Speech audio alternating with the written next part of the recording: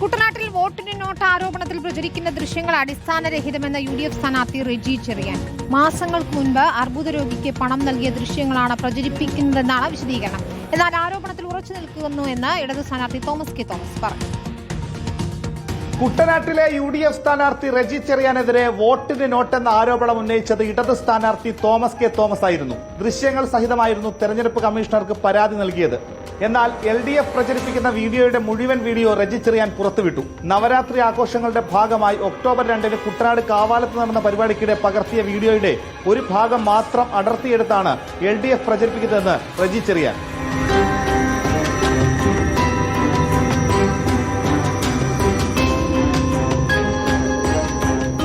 എന്നാൽ പരാതിയിൽ ഉറച്ചു നിൽക്കുകയാണ് ഇടത് സ്ഥാനാർത്ഥി തോമസ് കെ തോമസ്. അതും അദ്ദേഹം നെല്ലെടുക്കുന്ന സ്ഥലത്ത് ചെന്ന് അവിടെ സ്ത്രീകൾ പറയും ഞങ്ങൾ 26 പറഞ്ഞ് വേറൊരു സഹോദരി പറയുന്നത് ഞങ്ങളില്ല 27 എന്ന് പറയും. അദ്ദേഹത്തിന്റെ കയ്യിൽ ഇരുന്ന ഫോൺ ആരുടെയാണ് എന്താണെന്നുള്ളത് അദ്ദേഹം തന്നെ വ്യക്തമായിട്ട് രേഖപ്പെടുത്തട്ടെ, ഏത് രീതിയിലാണെന്നുള്ളത്. അതിനകത്ത് ഗൂഗിൾ പേ ഉണ്ടോ? എന്തായിരുന്നാലും അവിടെ സംഭവിക്കാൻ പാടില്ലാത്ത പല കാര്യങ്ങളും സംഭവിച്ചിട്ടുണ്ട്. തനിക്കെതിരെ വ്യാജ പ്രചരണം സമൂഹ മാധ്യമങ്ങളിൽ നടത്തിയ തോമസ് കെ തോമസിനും കൂട്ടർക്കുമെതിരെ നിയമ നടപടിക്ക് ഒരുങ്ങുകയാണ് റെജി ചെറിയാനും. കുട്ടനാട്ടിൽ 1500 വോട്ടുകൾക്ക് LDF സീറ്റ് നഷ്ടമാകുമെന്നാണ് CPIM കണക്കുകൂട്ടൽ. റിപ്പോർട്ടർ, ആലപ്പുഴ.